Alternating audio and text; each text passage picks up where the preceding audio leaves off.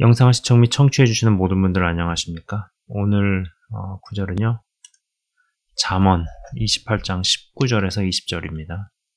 잠언 28장 19절에서 20절 제가 읽도록 하겠습니다. 자기의 토지를 경작하는 자는 먹을 것이 많으려니와 방탕을 따르는 자는 궁핍함이 많으리라. 충성된 자는 복이 많아도 속히 부하고자 하는 자는 형벌을 면하지 못하리라. 아멘. 제가 어떠한 계기로 인해서 믿음과 영성이 성장을 넘어서서 성숙함 그리고 믿음의 장성한 분량까지 이르는 데 있어서 믿음의 상향 평준화를 읽어가는 데 있어서 이 민족적으로 흘러내려오는 문화적 유산과 전통, 문화. 여러분, 이 문화라는 게 참 무서운 겁니다. 이건 공기와 같고 어떤 잘 인지하기 어려운 가랑비와 같아서 오랜 시간 노출되어져 있으면은 다 스며들고 영향을 받죠. 누구도 자유하지 않죠. 그래서 이 문화를 세워나가는 거, 확립해 나가는 거 굉장히 무서운 일입니다. 중요한 일이기도 하고요. 어느 교회든 어느 단체든 어느 가정이든 다 그런 문화가 있습니다. 근데 이 문화적인 유산, 그 다음에 문화적인 전통이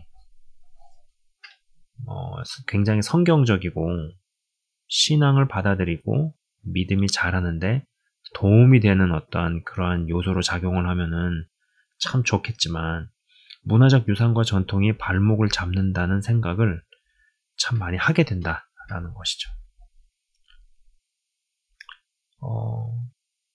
믿음의 장성한 분량까지 자라는 부분에 있어서 분명히 이러한 부분들 우리 가운데 깊이 오랫동안 정신문화 속에 정신 내적인 영역과 뼛속 깊이 스며들고 점여든 이러한 부분들을 다루고 짚고 넘어가는 것은 반드시 있어야 되는 과정이다라는 생각을 한다라는 것입니다. 그리고 우리 모두는 어떤 식으로든 조상의 유전이 흐른다는 것이죠.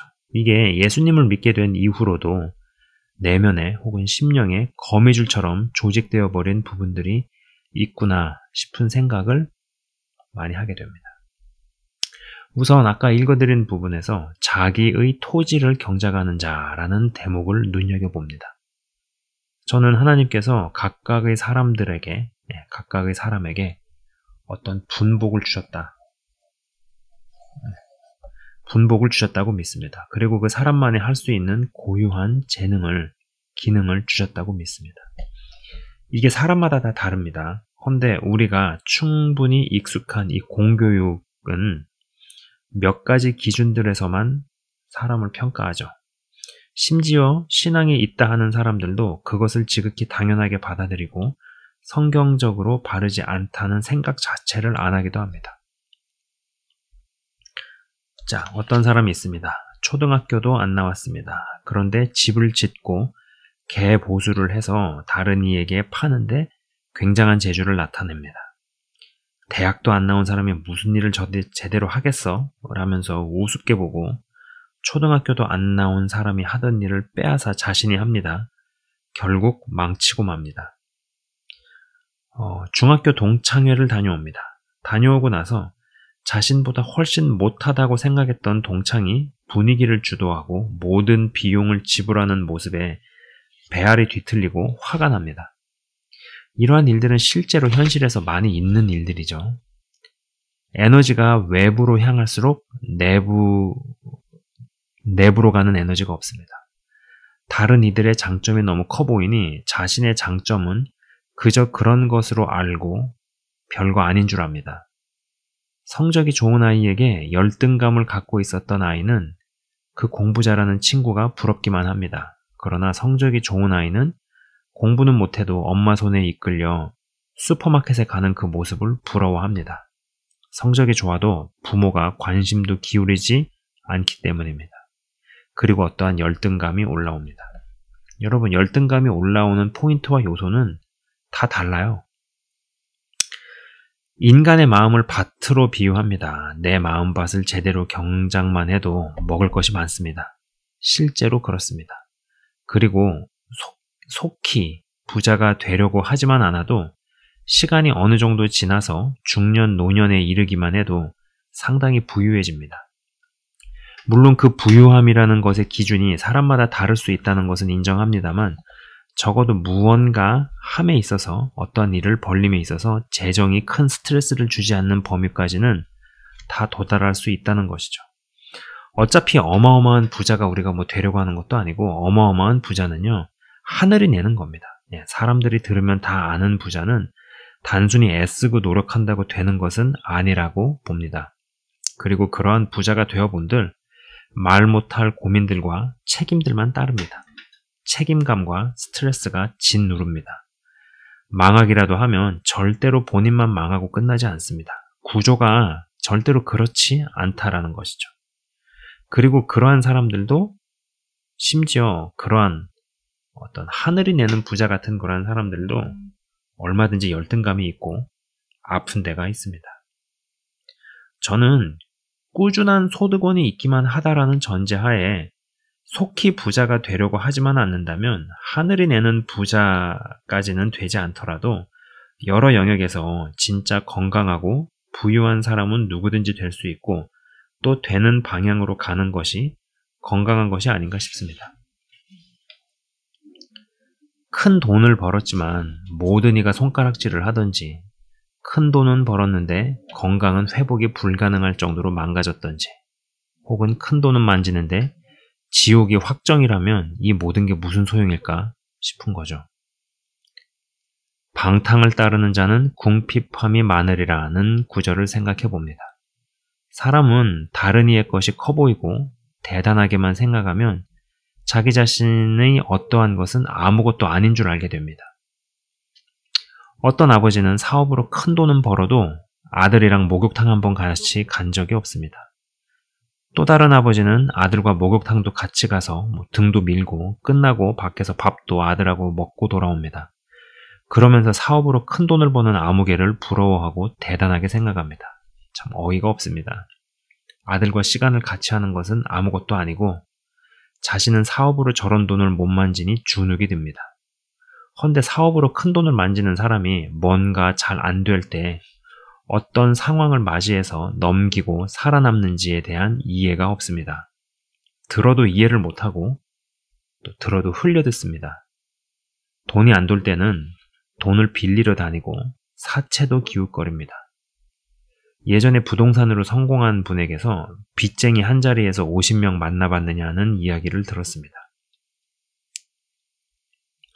이분도 빚쟁이들 만나러 가기 전날 별 생각을 다 하지 않았을까 싶습니다. 여러분, 돈에는 사연이 있습니다. 어떤 돈은 도끼가 굉장히 셉니다. 험상궂은 사람들이 문을 쾅 발로 걷어차면서 마른 오징어도 짜면 물이 나온다고 협박을 합니다. 빚쟁이 50명을 한자리에서 만난 그분도 심장이 쫄렸으면 옥상에서 뛰어내렸든지 아니면 야반도주했겠다 싶은 생각을 제가 했었습니다. 물론 정도는 다르겠지만 사업을 할 때 이러한 종류의 스트레스를 안 경험한 사람이 있을까요? 근데 내막도 잘 모르면서 무턱대고 부러워합니다. 직장이 튼튼합니다. 사업가가 만지는 큰 돈만치는 아니어도 꾸준히 월급이 나옵니다. 헌데 이게 별거 아닌 줄 압니다. 정말로 어이가 없습니다. 여러분, 꾸준한 수입은 무서운 겁니다. 액수의 문제가 아니죠. 눈이 오든 비가 오든 불황이든 호황이든 꾸준하게 따박따박 매월 돈이 지불된다고 생각해 보십시오. 이것처럼 사람에게 위안을 주는 게 없습니다. 속히 부하고자 하지만 않는다면 꾸준하게 돈을 벌고 모으면서 아들과 대중목욕탕도 같이 가고 시간을 공유하면서 충분히 부자가 될 수 있습니다만 그 길을 마다합니다. 자기의 밭을 경작하지 않고 남의 밭을 가서 기웃거려 본들 토양도 토질도 안 맞습니다. 이 밭 저 밭 기웃거려 본들 어차피 내 것이 아니었습니다. 월급쟁이 생활을 오래 하다가 사업을 합니다. 열의 9이 파산을 합니다. 근본적으로 머리가 돌아가는 것부터가 틀립니다. 월급쟁이와 사업가는 근본이 다릅니다. 월급쟁이가 사업가로 빛을 보려면 사람의 머릿속이 월급쟁이에서 사업가로 머릿속 구조가 완전히 바뀌어야 합니다. 좋은 아이템의 선정이니 위치가 좋은 가게 자리니 뭐 이런 게 문제가 아닙니다. 그러나 십수년간 누군가 주는 월급을 받아온 사람과 누군가에게 월급을 줘오던 지급해오던 사람의 큰 격차가 어느 정도인지 감이 오지 않습니다. 여러분, 직장을 만드는 사람과 직장을 구하는 사람, 월급을 받는 사람과 월급을 주는 사람, 이 두 부류에 존재하는 차이점은 어마어마합니다. 단순히 월급쟁이에서 사업가로 몸만 바뀌었다고 해서 될 일은 아니죠. 이러한 굉장한 차이에도 불구하고 사업가 혹은 큰 돈을 굴리고 만지는 것은 대단해 보입니다. 그리고 그것을 동경하는 어떤 분위기가 있는 것 같습니다. 그러나 저는 왜 적은 돈을 꾸준히 벌고 모아 오랜 기간을 두고 부자가 되려는 것은 별거 아닌 걸로 생각하는가에 대한 질문을 하고 싶은 것이죠. 그리고 더 나아가서 내 마음밭에 심겨져 있는 하나님께서 심겨 놓으신 70억 인구가 따라할 수도 흉내낼 수도 없는 그것을 경작하고 개간하는 일은 왜 도외시 되는가 싶은 것이죠. 이게 세상적 기준에서 벗어나니까 별것 아닐까요?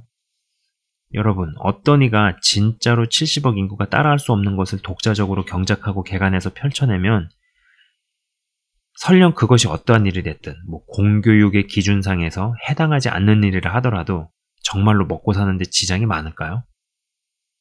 공교육 기준에 순응했으니 그렇지 공교육 기준을 초월하면 신세계가 열립니다. 어느 나라를 가도 인간이 하나같이 다 죄인이기에 죄된 특성이 나타납니다만 한국 같은 경우는 나의 어떠함, 하나님께서 부여하신 누구에게도 대체될 수 없는 어떠함을 잘 개발하는 것이 정말 쉽지 않은 구조라는 생각입니다. 인구 밀도가 높고 무언가가 주체적으로 형성되기 이전에 너무나 많은 사람들이 이런저런 개입과 간섭을 합니다. 나의 어떠함을 상대에게 일방적으로 주입시키거나 어떠한 것을 강요하는 문화가 너무 지배적이었습니다. 그렇다 보니 주체적이질 못합니다. 속도는 빠른데 무게감이 없습니다. 응용 기술들은 많은데 원천 기술이 없습니다. 사회 저변이 빠르게 세워졌습니다.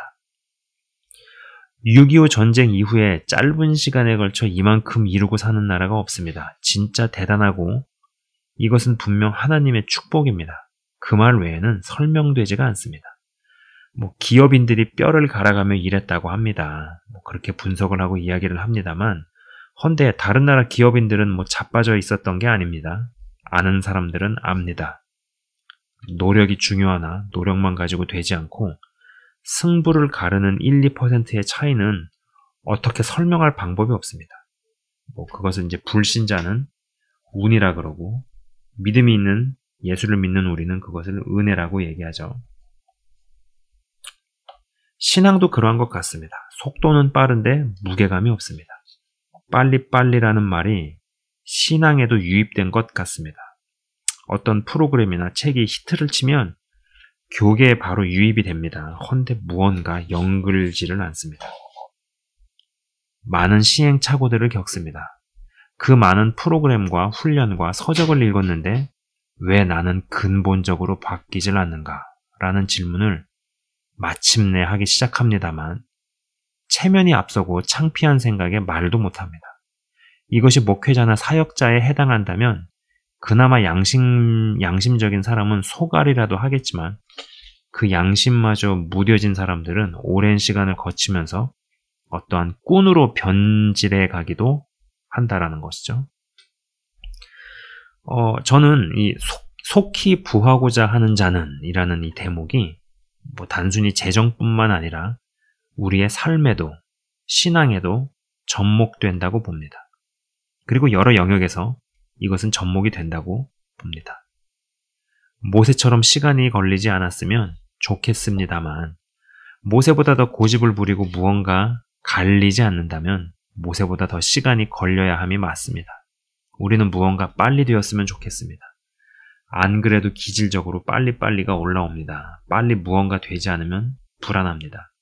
그래서 뭐라도 하고 있어야 안심입니다. 군대에서 갈구는 벌 중에 아무것도 안 시키가 있습니다. 아무것도 안 시키기.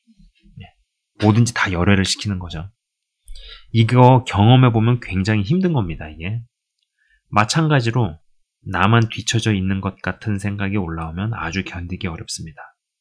특히나 인구 밀도가 높은 곳에서 상대 비교가 사람을 힘들게 하죠. 감사를 빼앗아갑니다. 이 사람 저 사람 내 마음밭에 온갖 지적질을 합니다.